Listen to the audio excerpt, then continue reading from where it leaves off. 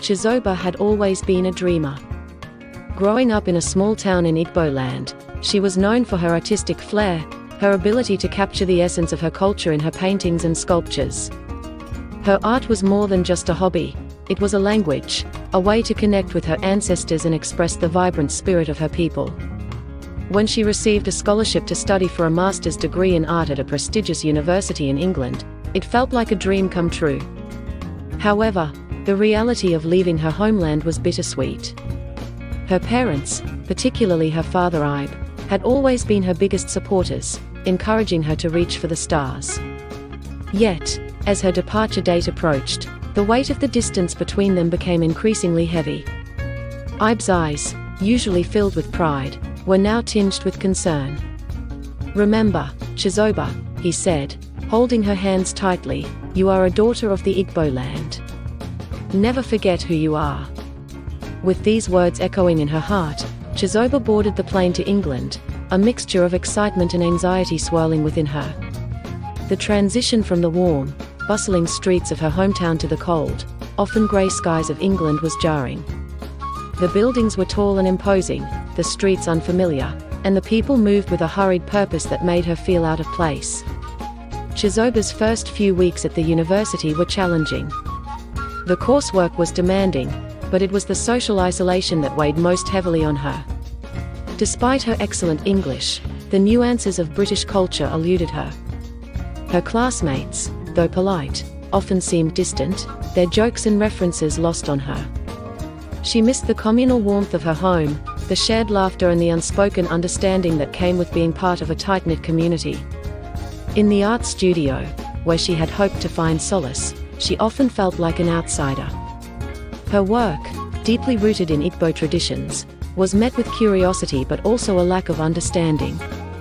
Some of her professors admired her technique but questioned the relevance of her themes, pushing her to adopt more universal subjects, a term she found both frustrating and alienating. Universal, she would think to herself. What could be more universal than the stories of my people?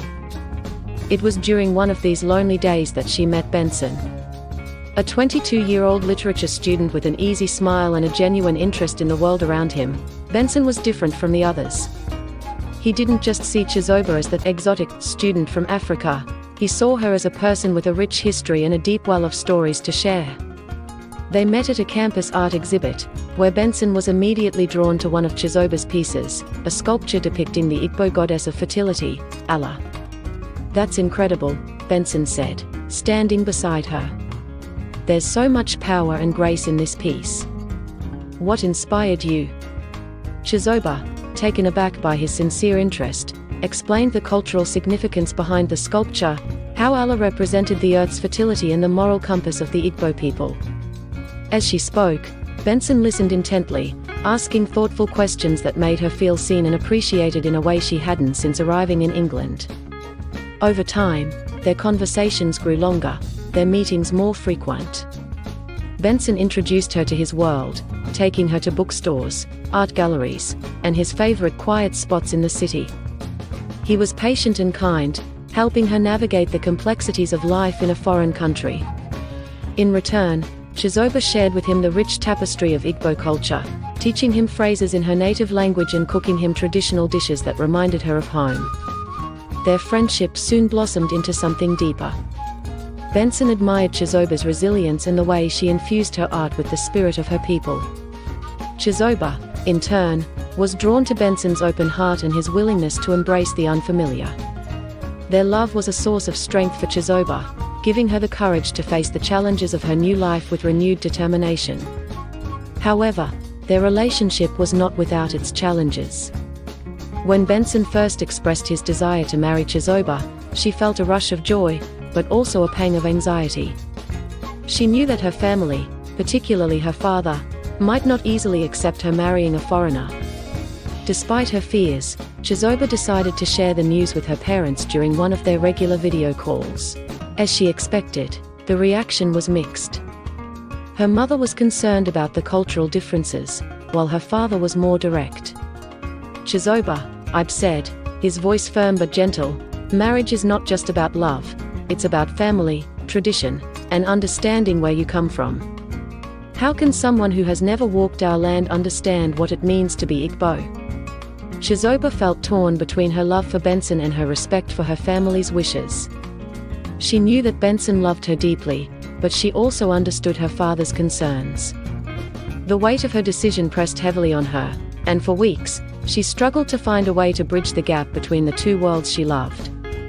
Benson, sensing her distress, decided to take matters into his own hands. "I want to meet your family, Chizoba," he said one evening. "I want them to know that I love you and that I'm committed to understanding and respecting your culture." And so, Benson made the journey to Igbo land.